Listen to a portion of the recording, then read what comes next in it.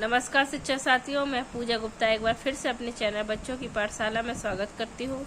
आज मैं लेकर आई हूँ सप्ताह 6 की गतिविधियाँ एफएलएन एडवांस स्तर की।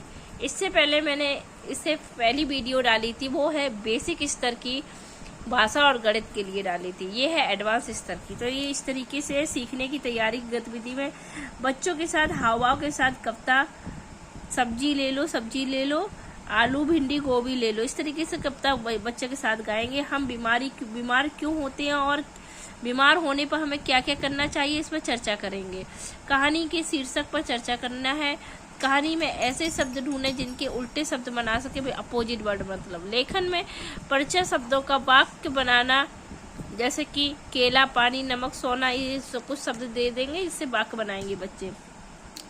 सेकंड डे होगा कविता आलू है सब्जी का राजा कौन, बच्चों के मन को भाता, इस तरीके से कविता गाएंगे। और बातचीत में चाय बनाने की प्रक्रिया पर चर्चा करेंगे। कल पढ़ी हुई कहानी पर चर्चा और प्रश्न का उत्तर करेंगे। कहानी के बारे में सोचेंगे और शब्दों की सूची बनाएंगे। तालाब, मछली, जाल, पानी शब्दों पर वाक्य बनाना है। तीसरे दिन होगा बच्चों को कविता बोलने के लिए प्रेरित करना है और बातचीत में बच्चों की पसंदीदा कहानी सुनाएंगे। बच्चे बातचीत करेंगे, कहानी पर रोल प्ले करेंगे। बच्चे जो कल कहानी पढ़ी गई थी उस पर रोल प्ले करेंगे। कुछ परिचय शब्दों को दे इससे कि वाक्य बनाए, जैसे कि खबर, कुर्सी, खुशी, इस तरीके से। आज पढ़ी हुई कहानी का पात्र बदल कर देखते हैं और कहानी बनाते हैं और उसको लिखना भी है। तो इस तरीके से तीसरे दिन हम गतिविधि कराएंगे। चौथे दिन का होगा दीक्षा ऐप से कोई गतिविधि कराएंगे। दीक्षा ऐप में दिखा के बच्चों को कोई गतिविधि करा सकते हैं। और बातचीत में खेलते समय किन किन बातों का ध्यान रखना चाहिए, इस पर चर्चा करेंगे। फुटबॉल की कहानी के शीर्षक पर चर्चा करेंगे। खीर बनाने में आवश्यक वस्तुओं की सूची बनाना, इस तरीके से बच्चों को सूची बनवाएंगे। और लेखन में होगा कि खेल क्यों जरूरी है, इस पर बातचीत करना और लिखना भी है। पांचवा दिन होगा बच्चों के पसंदीदा कोई खेल होगा, उस पर खेल खेलेंगे। किताब के चित्रों पर चर्चा करेंगे। कहानी से संबंधित प्रश्न पूछेंगे। जो फुटबॉल की कहानी थी उससे संबंधित प्रश्न पूछेंगे। फुटबॉल विषय पर 1 मिनट बोलने का मौका देंगे बच्चों को और परिचित शब्द दें और कहानी बनाने को दें, उससे बच्चे भी लिखेंगे। और छठवें दिन लास्ट डे हम पुनरावृत्ति होगा। तो इस तरीके से ये लास्ट डे तो पुनरावृत्ति का होता है। तो ये इस तरीके से ये एडवांस स्तर की भाषा का गतिविधि है। अब ये है गतिविधि है ये गणित की सप्ताह 6 की। गणितीय बातचीत में होगी मौखिक रूप से गुणा भाग की संक्रियाओं पर चर्चा होगी और संख्या पहचान में होगी करेंसी नोटों से परिचय करवाना है बच्चों को।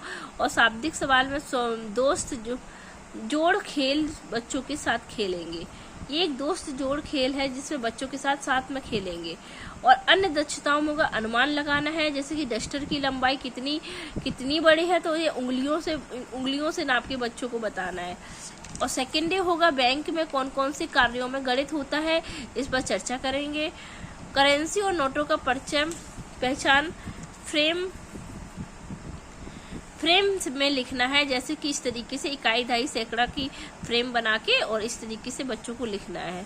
और शाब्दिक सवालों गुणा भाग के 2 शाब्दिक सवाल पूछेंगे। अनुमान लगाना है, बेंच की लंबाई कितनी है, बीता से नापना है। तो इस तरीके से ये सेकेंड डे की हो गई। थर्ड डे की होगी कार्य योजना।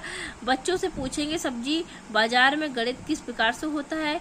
समूहों में नोटों को देकर बच्चों से उसमें कुछ रुपए लेने को कहेंगे। इस तरीके से बच्चों को भाग की या जोड़ की अवधारणा भी सिखा सकते हैं।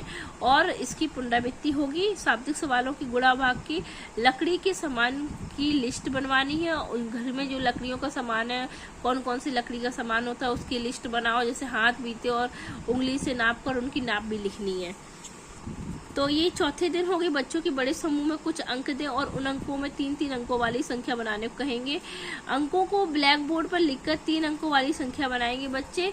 और गुणा भाग की पुनरावृत्ति होगी। ऐसे सामानों की सूची बनाएंगे जो लुढ़क कर और फिसल कर चलती है, इस तरीके से ये। और ये 5वें दिन होगा गुणा भाग की संक्रियाओं पर बातचीत होगी।